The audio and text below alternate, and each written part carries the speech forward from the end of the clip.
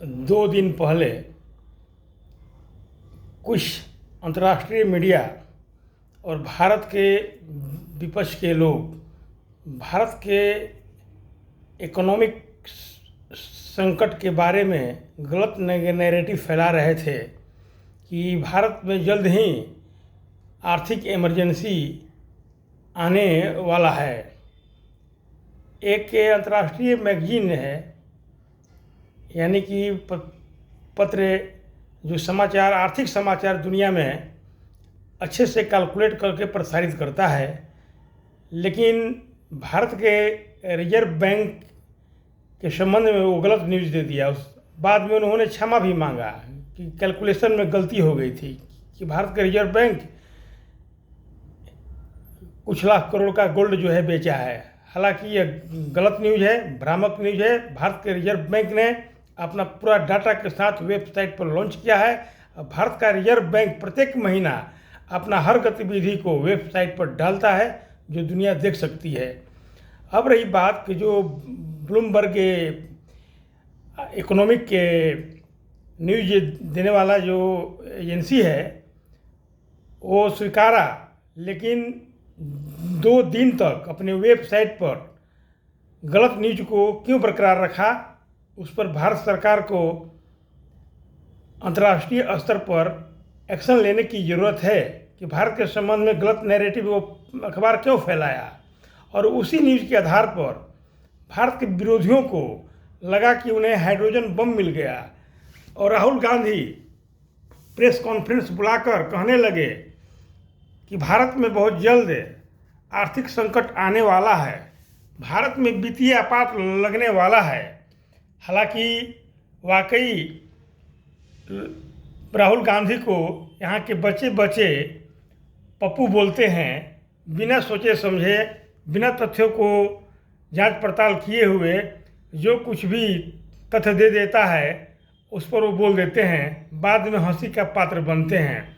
तो यह कोई एक मैच्योर नेता नहीं कर सकता है। बचकाना हरकत 50+ उम्र है एक पप्पू ही कर सकता है। ये सोचना चाहिए कि याद भारत में आज तक आर्थिक आपातकाल नहीं लगा है। भारत एक से खराब सिचुएशन से गुजरा है।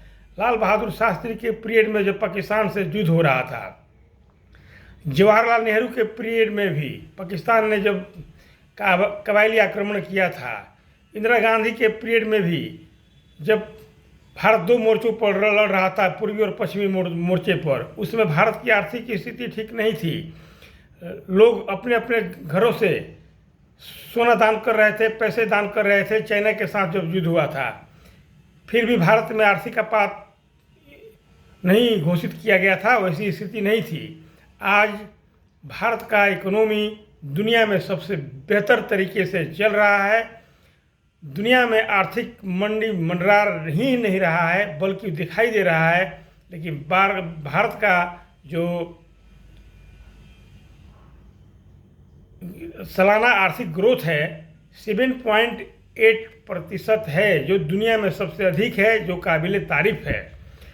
तो दुनिया की जितने भी आर्थिक पैमाना पर मापदंड करने वाली जो एजेंसियां हैं, अंतर्राष्ट्रीय मुद्रा कोष हो, विश्व बैंक हो, अन्य भी बहुत सारी निजी संस्थाएं हैं, यूरोपियन कंट्री की, अमेरिका की, उस सभी लोगों ने अपने अपने जो तरीका होता है किसी भी देश के आर्थिक स्थिति को मापने का, उन्होंने मापा कि भारत का जो है डीजीपी का ग्रोथ दुनिया में सबसे बेहतर है।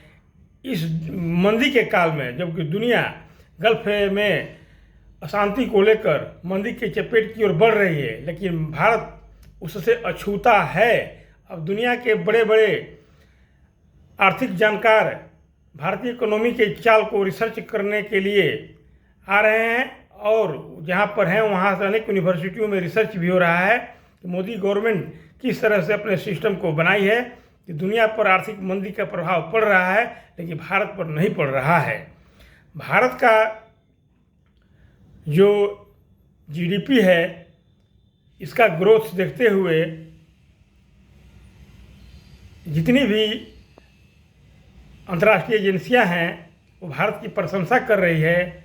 लेकिन हमारे देश के विरोधी दल के नेता और नकारात्मक विचार रखने वाले लोग, अंतरात्मा उनकी भी जानती है कि भारत की आर्थिक स्थिति ठीक है, लेकिन वे सिर्फ मोदी का विरोध करते करते उन्हें भारत का विरोध करना है।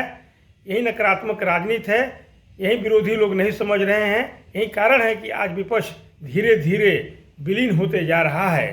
अरे मित्रों, विरोधी दल के लोग आज भी सकारात्मक बनो, सकारात्मक विपक्ष की भूमिका निभाओ।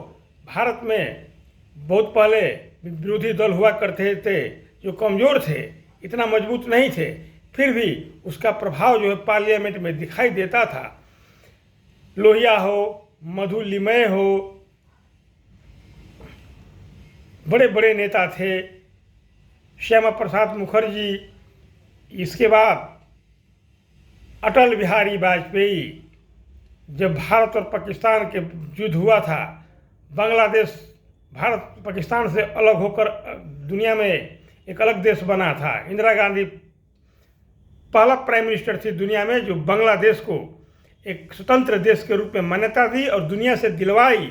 उस समय भी पार्लियामेंट में अटल बिहारी वाजपेयी ने सकारात्मक विपक्ष की भूमिका निभाते हुए इंदिरा गांधी को सैल्यूट किया था और उन्होंने कहा था कि यह इंदिरा नहीं भारत की दुर्गा है। इसलिए विरोधी दल को पहले के विरोधी नेताओं के वक्तव्यों को सुनना चाहिए कि पार्लियामेंट में कैसे सरकार को घेरते थे। जन सरोकार के मुद्दों को उठाओ ताकि जनता को लगे कि हमारे लिए सही मुद्दे उठा रहे हैं। भारत का आर्थिक ग्रोथ 7.8 है और आप कह रहे हैं कि भारत में आर्थिक आपात लगने वाला है, तो जनता को ये बात नहीं पच रहा है। जनता समझ रही है कि विरोधी लोग जो है गुमराह कर रहे हैं। इसीलिए जनता जो है, यानी कि जेन जी आंदोलन जब होगा भारत में तो विरोधियों के खिलाफ होगा, सत्ता पक्ष के खिलाफ नहीं होगा। इसका ताज़ा उदाहरण पश्चिम बंगाल में देखने को मिला। आज टीएमसी के कोई भी नेता सड़क पर नहीं निकल रहे हैं क्योंकि जेन जी उन्हें पिटाई करने लग रहे हैं। जय हिंद मित्रों।